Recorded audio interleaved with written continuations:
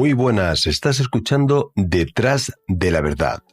Mi nombre es Fran Muñoz y junto a Carmen te narraremos el primer episodio de este 2025, deseándote nuestros mejores deseos y mucha salud para este nuevo año que acabamos de inaugurar.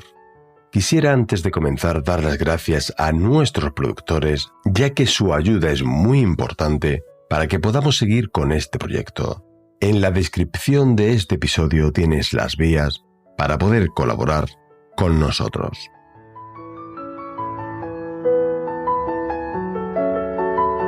El abogado Arturo Castillo López era un hombre conocido y respetado en su profesión.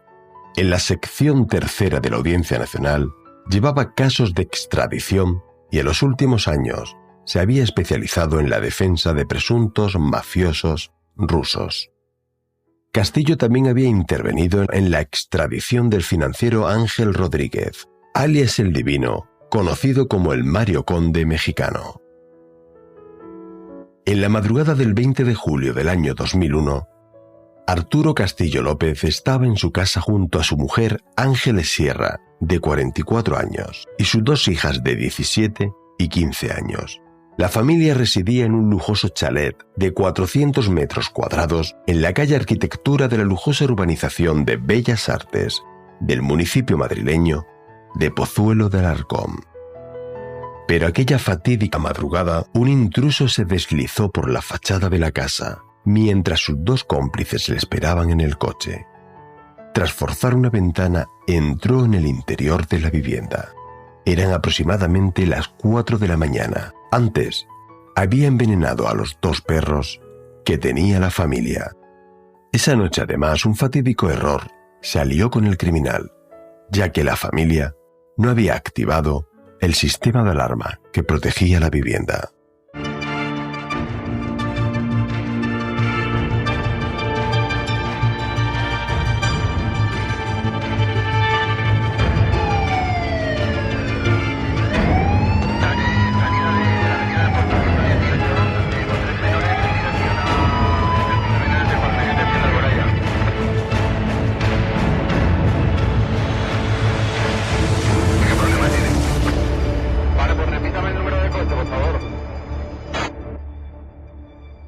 Detrás de la Verdad. Un recorrido por la historia negra de nuestro país.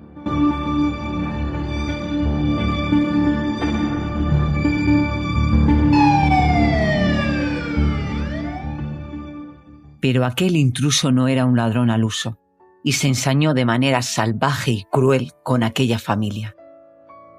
Nada más entrar se dirigió al dormitorio del matrimonio, realizando 2 disparos sobre Arturo. Este se debería haber despertado un segundo antes por algún ruido, ya que se intentó proteger de forma desesperada con su mano izquierda, que fue atravesada por los 2 proyectiles que acabaron alojándose en su pecho a pocos centímetros de su corazón, lesionándole el pulmón, el estómago y el riñón, produciéndole una intensa hemorragia.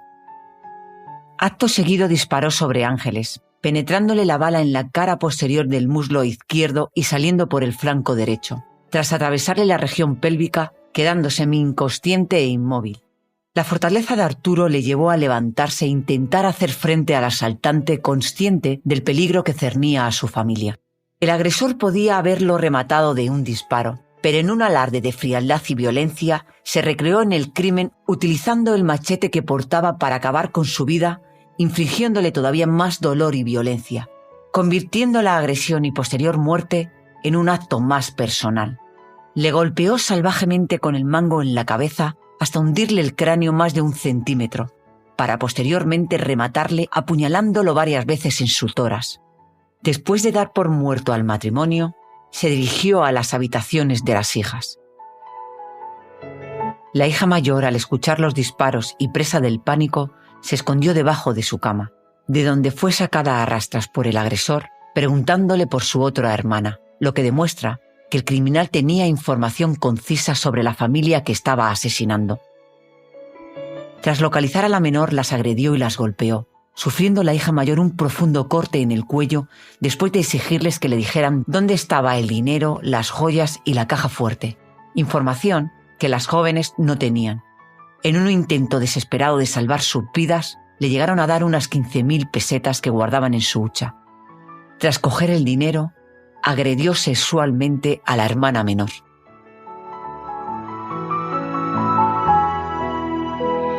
Las dos hijas quedaron encerradas en un armario, pero el asaltante cometió un error grave y dio por muerta a su madre, que a pesar de los disparos recibidos, recuperó la conciencia e hizo acopio de todas sus fuerzas para intentar salvar la vida de sus hijas, consiguiendo llamar al 112 con su móvil para pedir ayuda.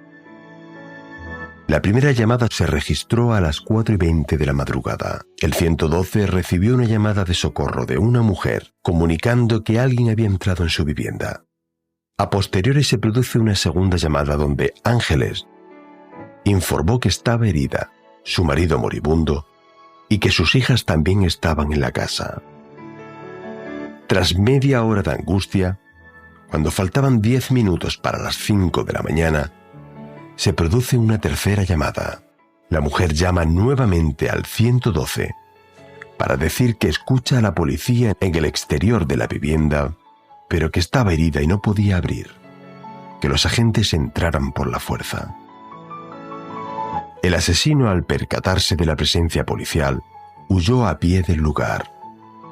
Sus cómplices, al ver llegar a la policía minutos antes, también se habían ido, dejándolo allí solo. Uno de los agentes entra a socorrer a la familia, mientras que el otro detecta al intruso y comienza una persecución. En su huida, el asaltante le disparó a muy corta distancia varias veces, no siendo alcanzado, afortunadamente. El asesino consigue saltar a una zona de obra donde se estaban edificando bloques de vivienda y allí es perdido por el policía. Un vigilante de la obra consiguió ver cómo el joven se deshacía de una bolsa deportiva. En el interior, la policía incautó una camiseta, el revólver y los cartuchos percutidos con el que había asesinado a Arturo, una caja de joyas y 19.000 pesetas en metálico. A pocos metros de la bolsa deportiva se encontró el machete con el que arrebató la vida a Arturo. En ese momento la policía llama al telefonillo y es cuando él se da cuenta que ha llegado la policía y emprende la huida. Sobre las 5 menos cuarto, Arcán sale de la vivienda porque oye ruido y sirenas de la policía en el exterior del chalet. Él empieza a correr, el policía sigue detrás de él, le sigue diciendo alto policía, Arcán se vuelve, le hace un disparo primero y no le da, sigue huyendo y a los 15 metros aproximadamente Arcán pone el pie en tierra y le dispara de nuevo y el policía también se retira y no le da. En el relato que realiza en el juicio oral, pues el hombre manifiesta que nunca había visto la muerte tan cerca, porque le disparó a una distancia de 3-4 metros y afortunadamente falló. La se recupera y en su interior hay un cuchillo, hay machete, hay un destornillador y las joyas y una caja con joyas. Y posteriormente recoge también el cuchillo que había tirado a Arcán. Los agentes de policía consiguieron detenerlo pocas horas más tarde, a las 6:15 de la mañana, en una pasarela peatonal que cruza la carretera de La Coruña, frente al centro comercial Hipercor. El detenido era Pietro Arcán, nacido en Moldavia el 9 de octubre de 1977. Un individuo con una infancia difícil, que pasó en diferentes orfanatos de su país, lo que influiría en su carácter frío y agresivo.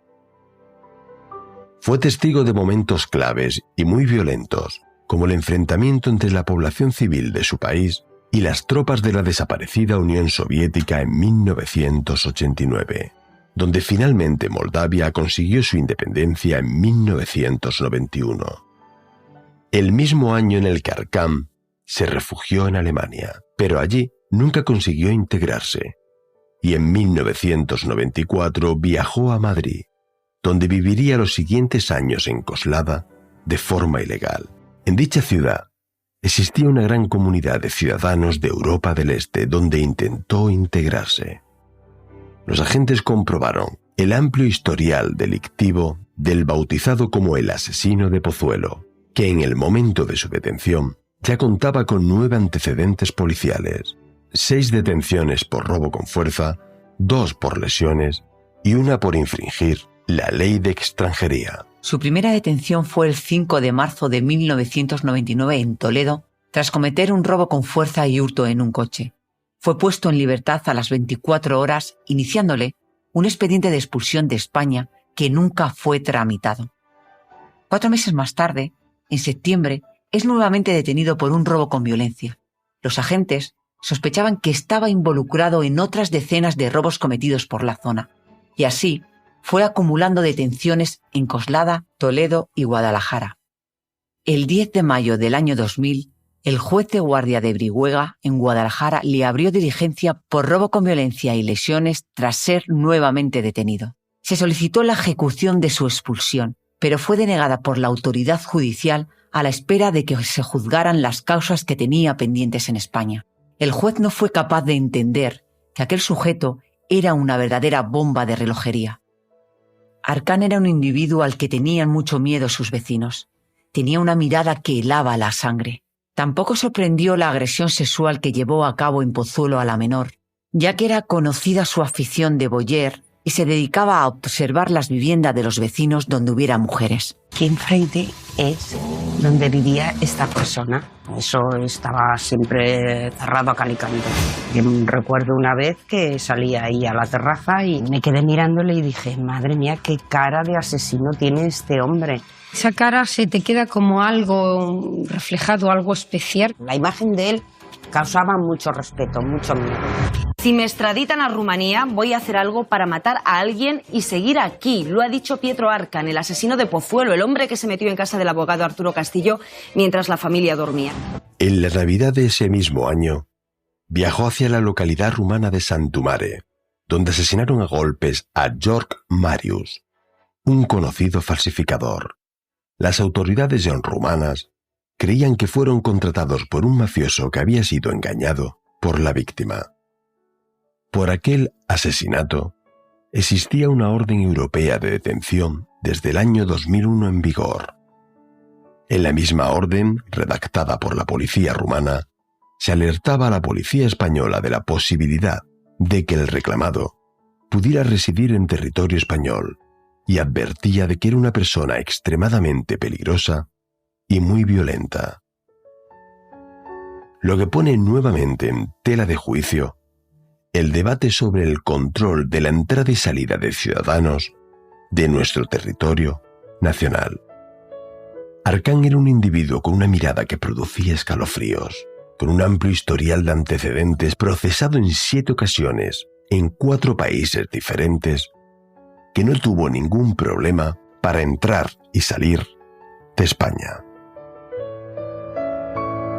En la vivienda de la familia Castillo, la inspección ocular llevada a cabo por policía científica confirmaba que solamente había entrado una única persona en la vivienda y era el único responsable de la muerte de Arturo. Verdaderamente dramático para todos los que le conocíamos, porque Arturo era, aparte de todo, era para mí un buen abogado, un buen vecino, un buen amigo, sobre todo un buen amigo, conocido mío desde hacía muchos años, y por ser además vecino y coincidir más o menos en la zona, pues manteníamos una cierta relación bastante directa y amistad, con lo cual nos afectó pues tremendamente a todo el entorno, no solo, digamos, a la familia, sino a todos los vecinos de la zona, y afectó profundamente, digamos, al sentir pues de todas las personas que vivían cerca de él y que le conocían y que además a la familia, pues en fin, la estimaban y la querían. La casa estaba repleta de sus restos genéticos y huellas dactilares. Dio positivo en la prueba de parafina para detectar la presencia de residuos de pólvora en sus manos. Sus huellas fueron halladas en el revólver con el que disparó Arturo y Ángeles, y en el machete había restos de ADN de la víctima y del detenido. Los investigadores no podían comprender la crueldad y el ensañamiento desplegado para llevar a cabo aquel presunto robo, lo que hizo sospechar a los agentes y plantearse diferentes hipótesis, entre ellas que Arcán había sido contratado para acabar con la vida del abogado por algún ajuste de cuentas. Paralelamente, el Sindicato Mayoritario de Policía Nacional, Sindicato Unificado de Policía, SUP, emitió un comunicado informando de los déficits de seguridad que tenían en Pozuelo una localidad con un gran número de urbanizaciones, separadas por una distancia considerable y que solo contaba por la noche con 2 coches policiales, es decir, 4 policías para una amplia demarcación territorial. Desde que el 112 llama a la policía pasan solo 5 minutos, según se me dice por la propia policía. Acuden incluso antes de que el presunto responsable de esta barbaridad haya abandonado el chalet. Sale por un lado, la policía entra por otro lado, se inicia la persecución y cae en manos de la policía. Uno de sus cómplices había estado trabajando para Arturo, quien facilitó la información a Arcán de la vivienda, la familia y el dinero que pudiera haber en la casa. En el informe psicológico efectuado por los especialistas a Arcán, destacan la carencia de aflicción por los sucesos cometidos, de los que Arcán niega toda participación. No mostró ningún tipo de emoción ante los detalles del crimen. Quedaron sorprendidos por la extrema frialdad y por la psicopatía de Arcán. Todos los especialistas coincidían en que sabía perfectamente lo que hacía, que no tenía ningún tipo de limitación cognitiva que le impidiera entender lo que estaba haciendo. Arcán no tenía remordimientos, tenía un gran ego, era capaz de mentir para protegerse sin importarle las consecuencias. Todos destacaban la mirada fría con la que intimidaba a sus interlocutores. Estaban ante una persona muy peligrosa que no debería reinsertarse nunca en nuestra sociedad. Los psicópatas, digamos, lo que hacen es, a través de la mirada, inocular el miedo a la persona, al interlocutor, y él también lo intentaba. Si bien quizás es el sujeto más peligroso que yo he visto, es decir, con mayor riesgo de reincidencia, precisamente porque encajaba, como decimos, en el perfil tipo de lo que es un psicópata. Es un sujeto que puede realizar conductas con una violencia desusada y ciertamente gratuita.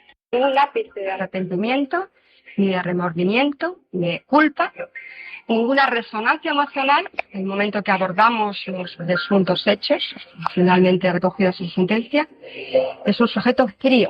Tanto Ángeles como sus hijas reconocieron con una gran entereza y sin ningún género de duda a Pietro Arcán como su agresor. En el registro de la vivienda del detenido se produjeron incidentes entre los vecinos y el criminal. Lo vi ahí tumbado, esposado, y tenía 2 pistolas en el suelo. Había 2 pistolas y el tumbado poco abajo, esposado. Se lo llevaron y a la que se lo llevaban, pues insultando a los vecinos, porque claro, los vecinos le empezaron a increpar, a decir asesino, asesino, y él se tiraba por los vecinos, o sea, sí, encarado hacia los vecinos, lo tuvieron que agarrar los policías. ¿Cómo están las víctimas? La madre Ángela ha perdido el bazo y parte del intestino. Las hijas lloraron ayer a su padre en el cementerio sacramental. La más pequeña le leyó una carta.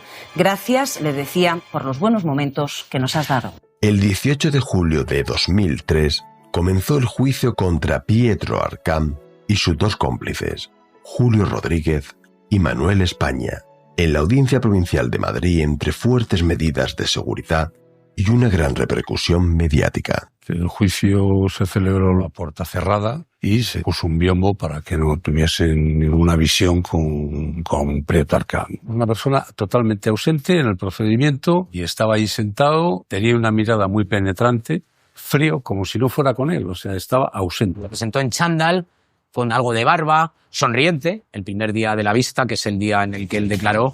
A preguntas de su abogado defensor, él negó todos los delitos, negó que él hubiera sido el criminal, aunque todas las pruebas le señalaban, pero fue determinante el testimonio, sobre todo de las menores.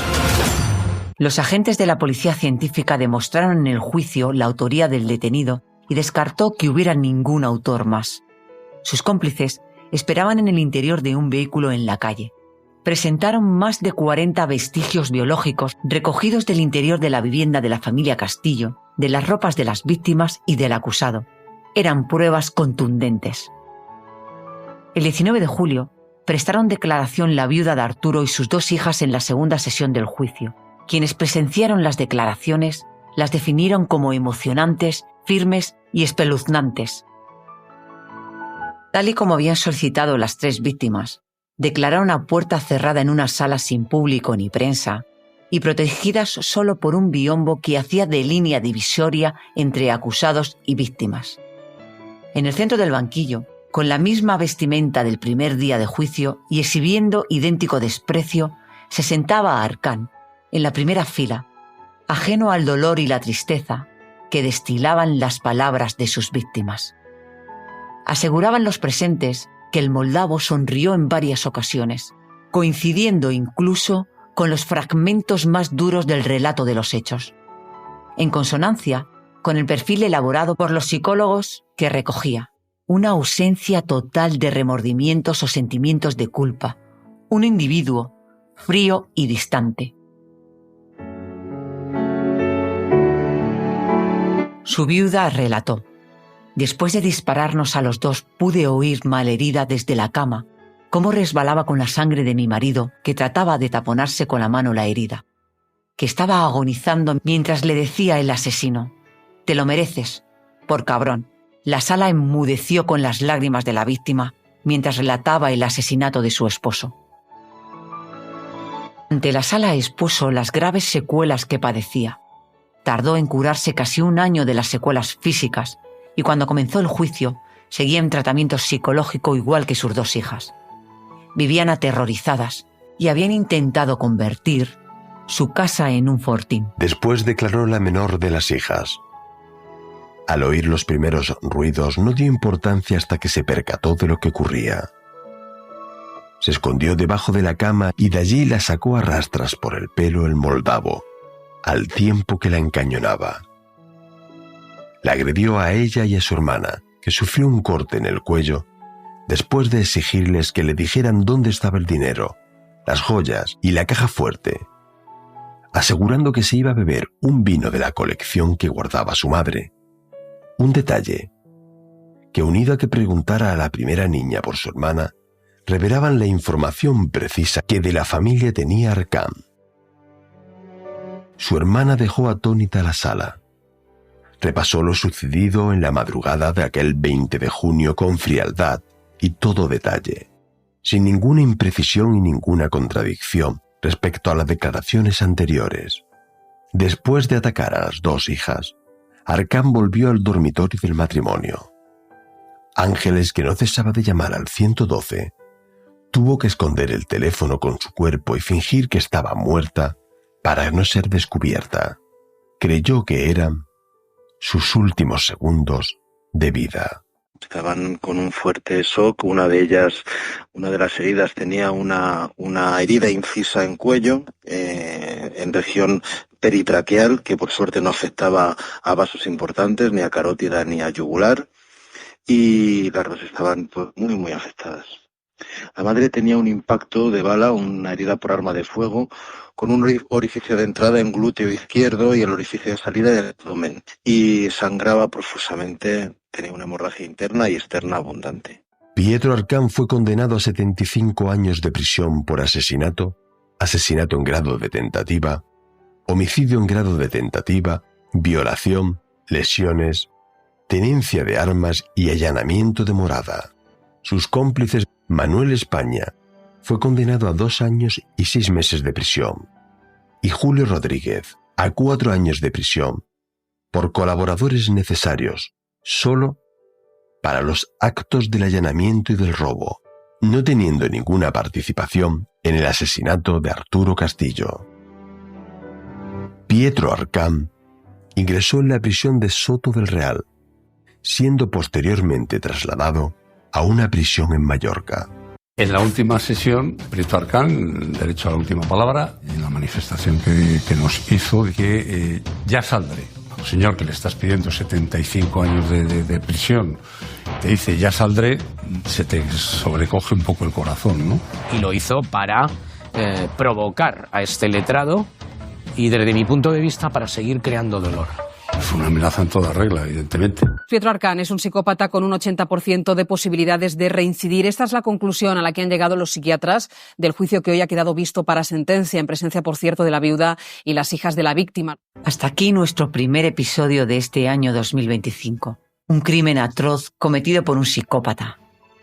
Este asesino de Pozuelo, al que algunos apodaron el asesino de hielo por la expresión de su mirada y que esperamos que nunca salga de prisión. Queremos dedicar este episodio, como siempre, a la memoria de Arturo Castillo y mandar un fuerte abrazo a su mujer e hijas, a las que este asesino dejó marcadas para toda su vida. Gracias a la fortaleza de esa madre y a que nunca se rindió, sus 2 hijas siguen con vida, porque no nos cabe ninguna duda que ese asesino entró en ese domicilio para matar a toda la familia y no dejar a nadie con vida. Quiero darte las gracias y te mando un fuerte abrazo por acompañarnos hasta el final y dedicarnos algo tan preciado como tu tiempo.